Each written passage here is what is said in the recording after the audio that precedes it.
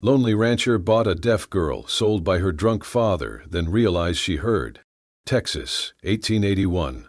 The late-season sun baked the dust into the wooden bones of the market town. Horses neighed, cattle bawled, and men barked over prices with whiskey breath and worn boots.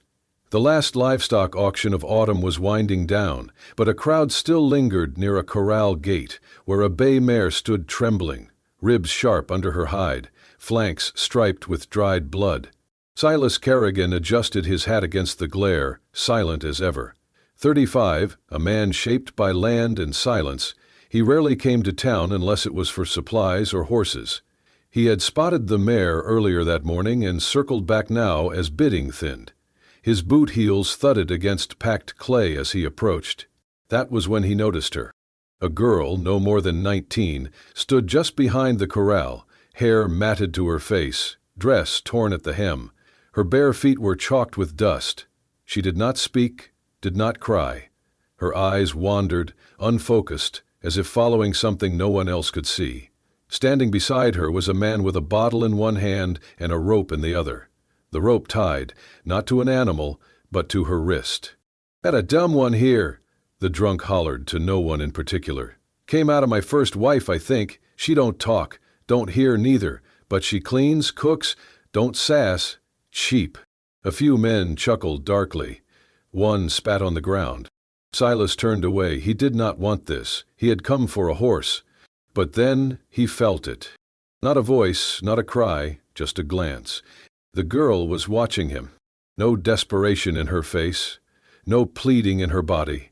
Just a look, clear, still, fixed on his face. And in that look was something he had not seen in a long time. Understanding.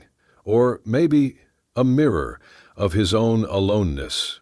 The drunk stumbled closer. You got coin. Want the horse? She comes with it.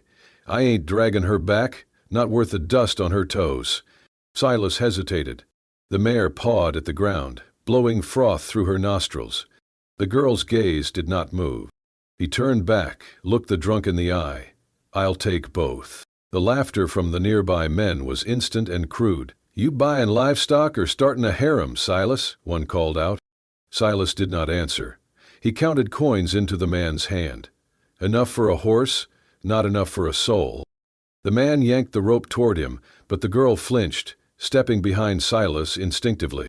"She yours now," the drunk slurred. "Don't say I didn't warn you. Ain't worth feedin'."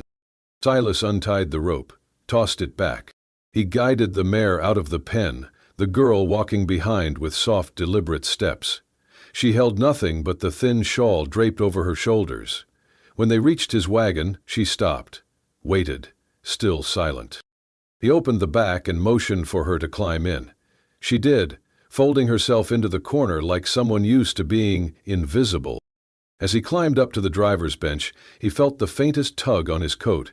He looked down. Her fingers, small, calloused, had brushed his sleeve, just once. She did not look at him now. Her gaze rested on the distant hills. But in that single touch, he felt it. She had not thanked him, had not begged, but she had chosen in that moment to trust him. Silas Kerrigan, who spoke more with horses than men, who lived alone on 200 acres of red Texas clay, with fences for company and scars he never named. And now, a girl who could not hear. A girl who might understand, more than anyone had ever guessed. He snapped the reins. The wagon creaked forward, wheels crunching over the hard-pan road out of town. Behind him, the girl sat curled beneath a blanket, face turned to the wind. She never looked back. Neither did he. The wagon rolled through dusk and dust, winding between low hills and scattered mesquite until the fields widened and the sky opened into Texas emptiness. Silas's ranch wasn't much to look at, just a main house with a slanted roof, a few outbuildings and a long stretch of prairie where cattle grazed under open sky. But it was quiet, clean, and for a man like him, it had always been enough. Until now. He helped the girl down from the wagon, unsure if she would bolt or freeze, but she stepped lightly to the ground. Her eyes swept the land, not frightened, just watchful, as if cataloging everything without asking permission. Inside the kitchen, Silas stoked the fire and pointed to the kettle. She nodded and moved toward it without hesitation, finding the tin cups and ladle like someone who'd always belonged near fire and hunger. Still, she hadn't made a sound. After supper, he handed her a piece of chalk from the cabinet and tapped the wooden door frame beside the table. "Name," he said, slowly. She looked at him for a long moment, then crouched beside the frame. With careful fingers, she scrawled a single name in soft, slanted letters. "Emmeline?" He read it once, then twice. "Emmeline," he repeated out loud, like testing how it tasted on the air. She gave no smile, but she turned and walked away, into the darkened barn. The next morning, Silas found her in the stable, crouched beside the same beaten-down mare.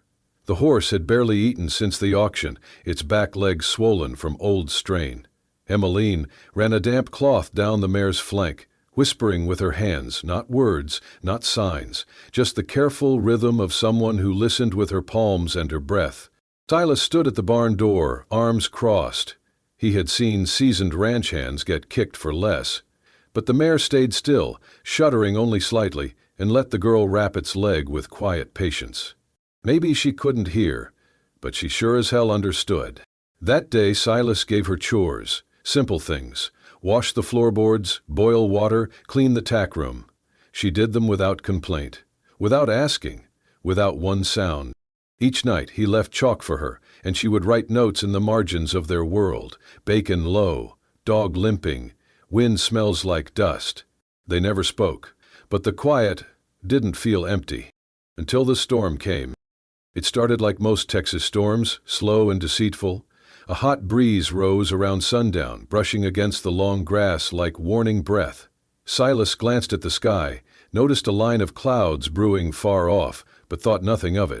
He was in the cattle shed when she appeared, Emmeline, barefoot, wild-made, breath quick but soundless. She grabbed his sleeve and tugged hard.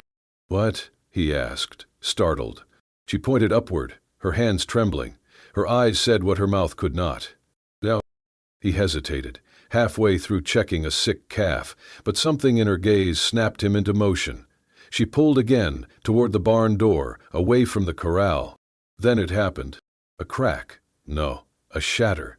The world split in two as a bolt of lightning dropped from the heavens, striking the tree that loomed just behind the cattle shed. The blast shook the earth beneath them. Sparks flew. The tree burst into flame and collapsed with a moan that sounded like the sky weeping.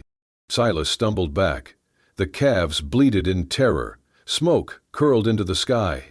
He looked at her.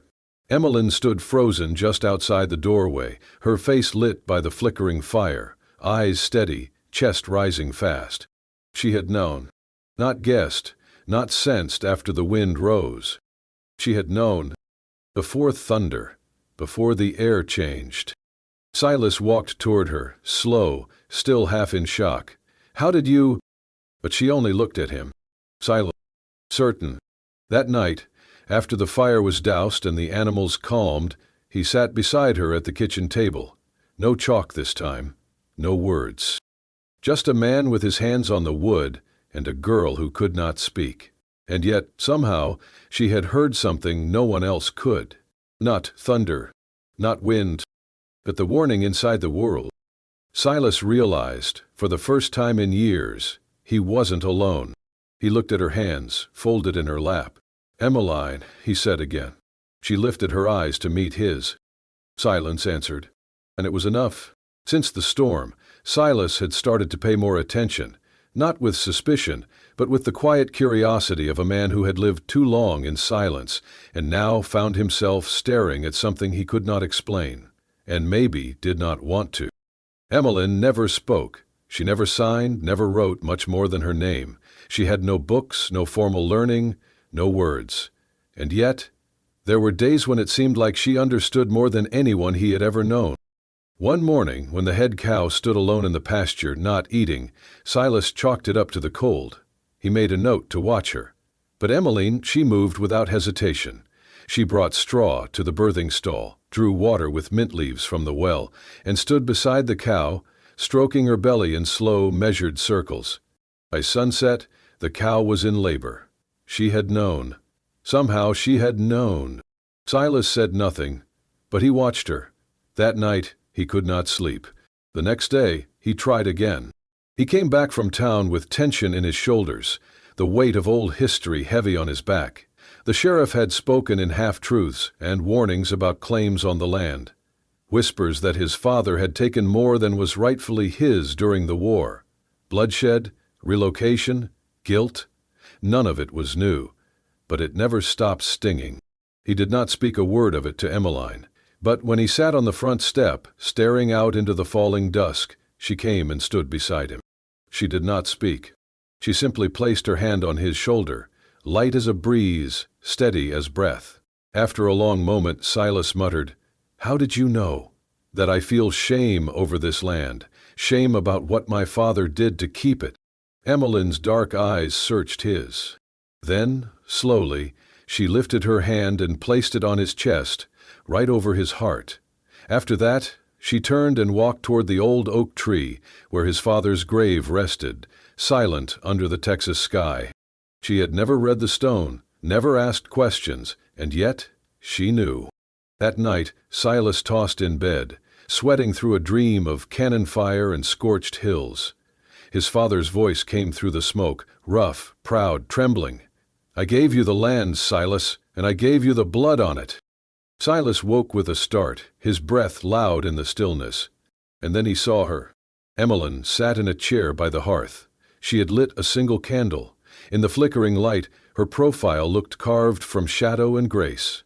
On the table beside the candle was a blue handkerchief, faded, trimmed with hand-stitched lace.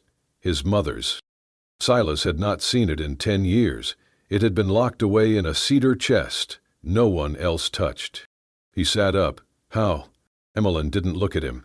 She rose without a sound and walked to the door. She didn't need to explain. He had heard something no one else could.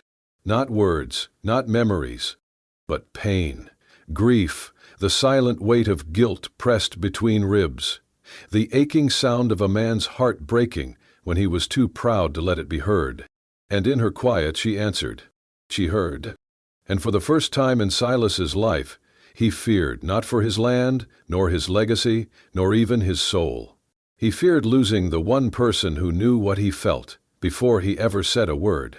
The first whisper came from the blacksmith's wife. "She stares too long at the cattle," she said, folding breadcloths under the porch, voice low but sharp as wire, like she knows which one will fall next. By the end of the week, it was the preacher's son who added more wood to the fire. "She touched our goat," he told a circle of curious ears, "and 2 days later it gave birth too early. That ain't natural." No one had ever heard Emmeline speak, and the fewer words she gave, the more the town seemed eager to fill the silence for her, with fear. At the general store, a woman pulled her child behind her when Emmeline walked by, even though she only came to fetch flour. At the post, someone spat near her feet. Most days, she kept her head down. She never flinched. But Silas saw the way her fingers curled tighter around the basket in her arms, and how her footsteps became quieter, as if trying to disappear from ground that refused to forget. He did not speak of it to her, and she never asked why the world could not stand to see quiet kindness. But one afternoon, when a ranch hand's boy came down with a burning fever, red-faced and seizing in his sleep, it was not the doctor who came. It was Emily. She moved softly into the barn where the child lay. She did not ask permission. She merely knelt beside the cot, placed a hand on the boy's chest, then his forehead, and closed her eyes. When she opened them again, she walked outside, cut 3 types of herbs from Silas's drying wall, lavender, feverfew, and rabbit tobacco, and returned with a hot cloth. The boy drank the steeped leaves in silence. By sunrise he was sitting up, hungry again. His mother wept, held Emmeline's hand with trembling thanks. But the next day she could be heard whispering at the well. She did not ask what the boy's symptoms were. How did she know? How did she know? The fear was no longer quiet. 3 days later they came with torches, not lit, but carried like promises. 8 men and women, boots kicking up dust, stood at the gate of Silas's ranch. The oldest among them, Mr. Withers, A man whose own daughter had not spoken to him in years stepped forward. "We want her gone," he said. "That girl hears things she ought not." Silas stood in the barn's doorway, arms folded across his chest. He had not shaved in days, and his face was hard as the timber framing behind him. "She's mute," he said. "That ain't the same as deaf," Withers snapped. "She sees what's comin' before the sky even shifts. She talks to animals like they talk back. A steer of mine dropped dead last week and she was the only one who touched it. You think she cursed it? I think she's cursed, period." A murmur rippled through the crowd. Inside the house, Emmeline stood behind the curtain. She had heard the gravel shift under their boots. She had seen their faces, twisted not with hate, but something worse. Certainty. She moved to open the door, but Silas held up a hand. He stepped forward, boots sinking slightly in the thawing mud, and faced them squarely. "She saved a child's life. Maybe she's the one who gave him the fever in the first place," a woman spat. Silas didn't raise his voice. He didn't have to. "She is the only person I know who listens," he said. "Not with ears, with her hands, with her breath, with her whole damn soul." The crowd stilled. "I have lived 35 years, he continued, voice low but unshaking, "and I can count on one hand the number of people who truly heard me. Not just my words, but my silences, my regrets, my grief." And she did, without saying a single thing. He turned slightly, his eyes sweeping over them. "You want to run someone off for being different, for seeing the world you're too afraid to face? Fine, but you'll have to go through me." Withers opened his mouth, then closed it. No one moved. Then, slowly, the crowd dispersed, torches unused, boots heavy. That night, the ranch was silent, except for the wind. Inside, Emmeline placed a pot of warm cider on the fire, then moved beside Silas at the table. She did not sign, did not write, did not even look at him. But after a moment, she reached out, rested her fingers on his hand. It was not thanks, it was recognition. He turned his palm upward, curled his fingers gently around hers. And together, in the stillness, they listened to the crackle of the wood, the hush of the night, and the bond growing between two souls that never needed words to speak. The first snowfall of December came quiet and slow, like someone laying down a blanket over all that had burned or broken. Emmeline stood by the window of the log kitchen, her fingers threading a needle through scraps of old fabric, leather patches, wool cuffs, the lining from an old coat Silas no longer wore. She was making a cloak, not for herself, but for him. She did not need to hear the wind to know the cold was coming. Silas watched her from the barn door. She moved with purpose, every motion deliberate. She had no words, but in the weeks since the townsfolk had turned away and he had chosen to keep her there, his world had found rhythm again. She brewed coffee every morning before the sky turned gray. She lined the chicken coop with pine needles. She brushed the horses in slow circles and trained the yearlings using gestures no cowboy had ever thought to try. He had never seen animals respond that way to someone. She would stand still, just long enough for a skittish foal to inch closer. Then she'd raise a single hand, slow and open, and wait. And somehow, always, they listened. The silence around the ranch no longer felt like loneliness. It felt like listening. One late afternoon, Silas rode out toward the ridge, checking the fences before the storm they both knew was coming. The light had just begun to dim when his horse startled. A loose rock, maybe, or a scent on the wind, and reared. He was thrown hard, landing shoulder first on frozen earth. The breath rushed from his chest. For a moment he could not feel anything but the throbbing pulse of pain where his arm struck a jutting root.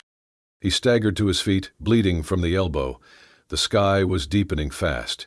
He wrapped a cloth around the wound and tried to walk, but each step sent sharp pain through his ribs. When he stumbled into the yard, the last light had faded. Emmeline burst from the cabin before he could knock. She had felt it, or perhaps she had just known, one of those strange, uncanny instincts of hers that no one could explain. She helped him inside, sat him down by the hearth, and peeled the cloth from his wound with gentle fingers. Her brow furrowed as she worked. She brought water, cleaned the gash, and pressed a poultice of yarrow and pine sap against it. He watched her, "You always know," he whispered. She met his eyes. Then, without warning, she lifted his hand to her face, then pressed her lips, soft, warm, against the edge of the wound. Silas stilled. The fire cracked, and the room seemed to hold its breath. Emmeline did not speak.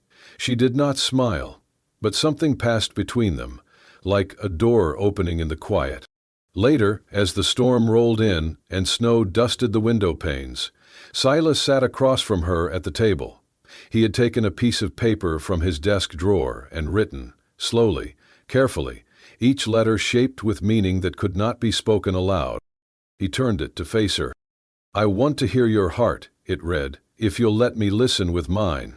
She looked at the words for a long time.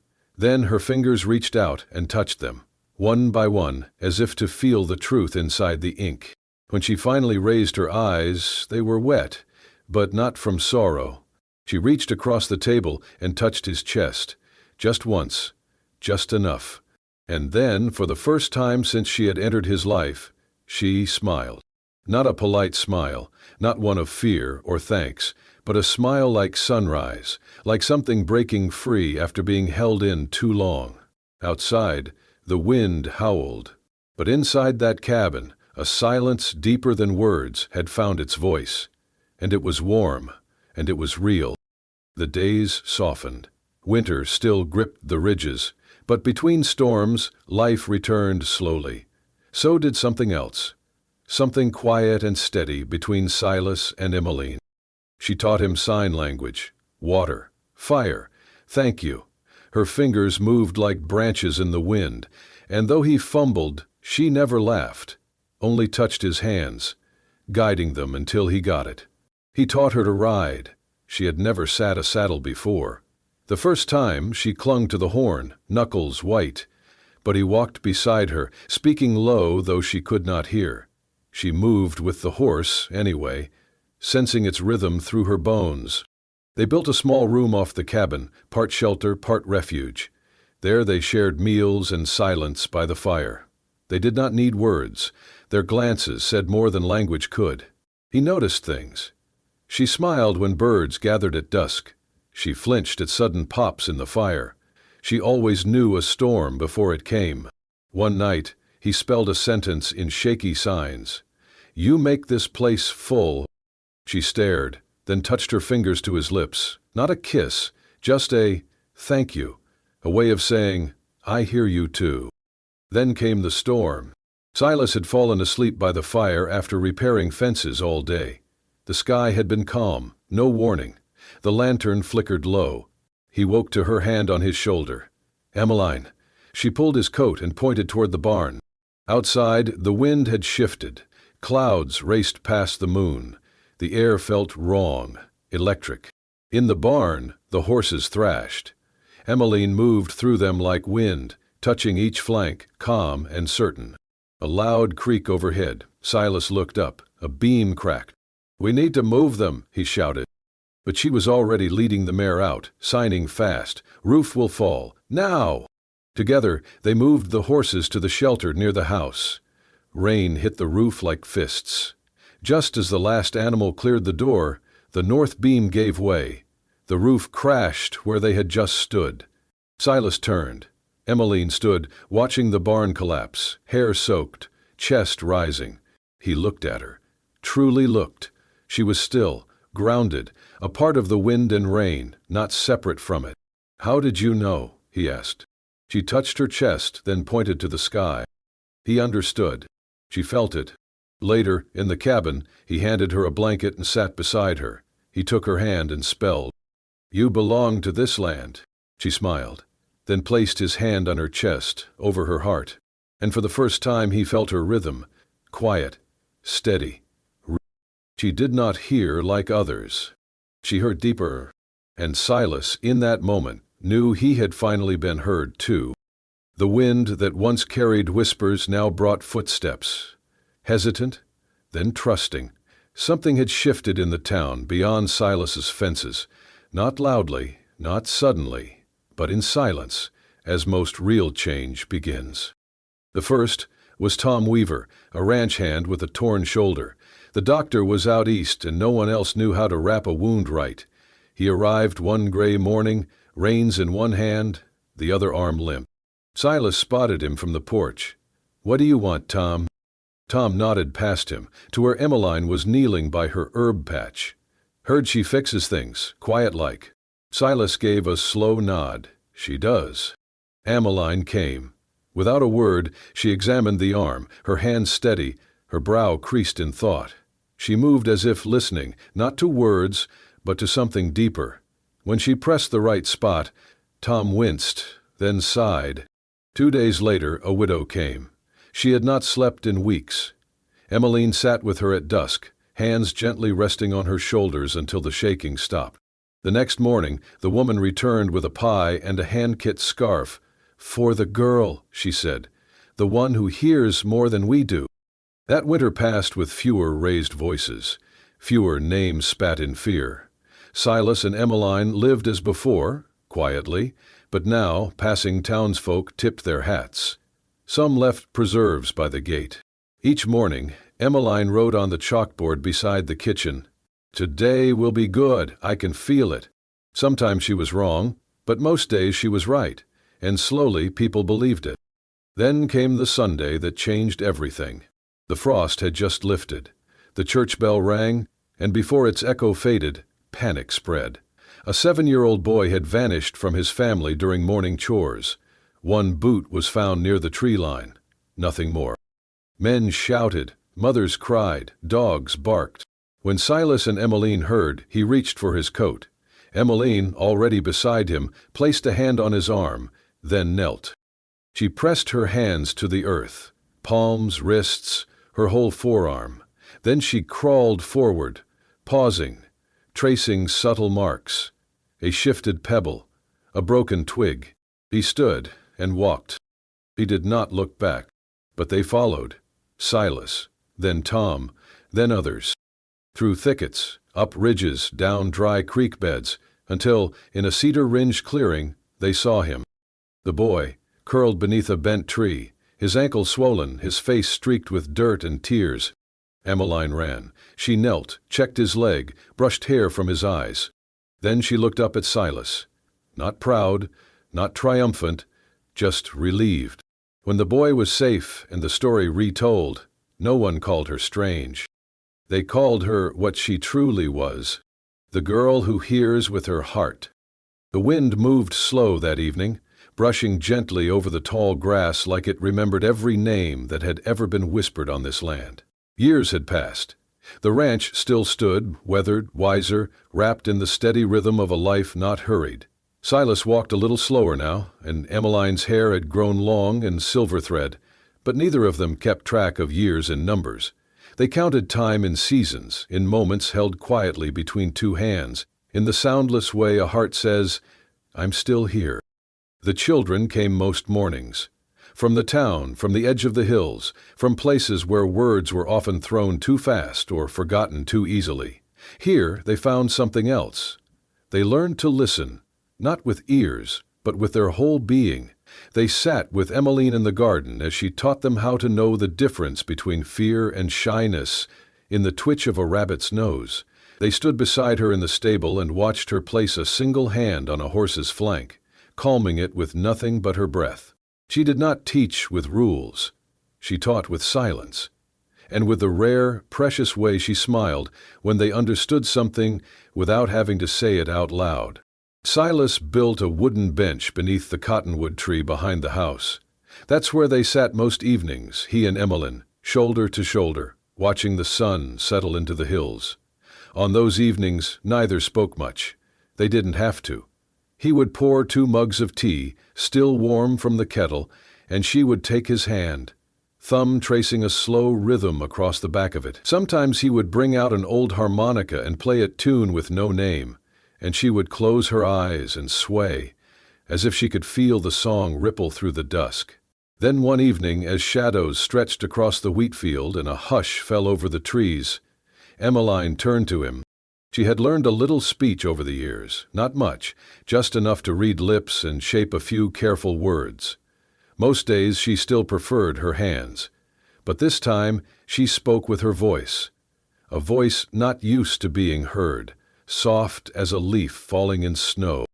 "I do not need sound," she whispered, "only you." Silas blinked. For a long moment he said nothing. Then he nodded, gently. His throat tightened as he answered, "I hear you, always have." They stayed like that until the last light faded from the sky. The next morning, a new group of children arrived. Emmeline wrote a sentence in chalk across the wooden slate nailed beside the front door. She did it every morning, like a ritual. Today it read, "The day will be kind. I feel it." No one asked how she knew. They just believed her. And when the old folks in town talked about the girl who once could not speak or hear, they did not whisper the word witch anymore. They called her the one who listens with her heart. Some still shook their heads in doubt, but most just smiled or nodded or came by with a pie and stayed long enough to leave with something gentler in their chest. That winter, a boy got lost during a snowstorm.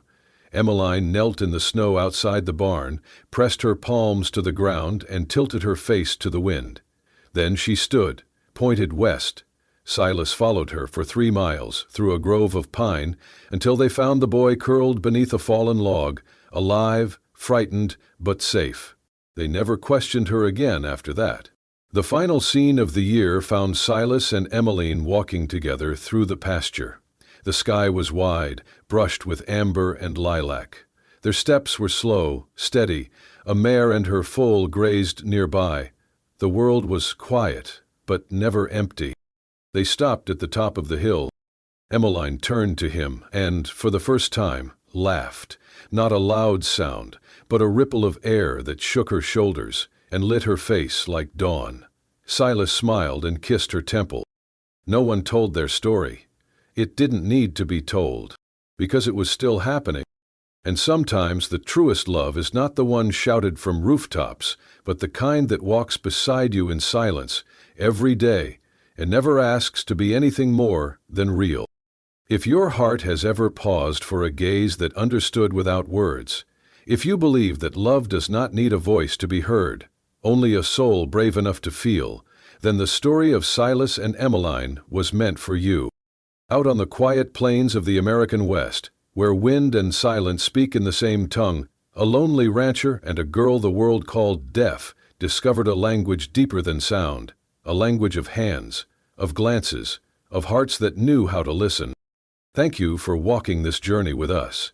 If stories of love that endure through prejudice, pain, and unspoken grace speak to you, subscribe to the Wild West Love Stories channel. Here, love is not just told, it's remembered, it's reclaimed, and it echoes long after the last word fades. We'll see you again in the next story. Until then, may your quiet moments be full, and may someone always hear the heart you carry.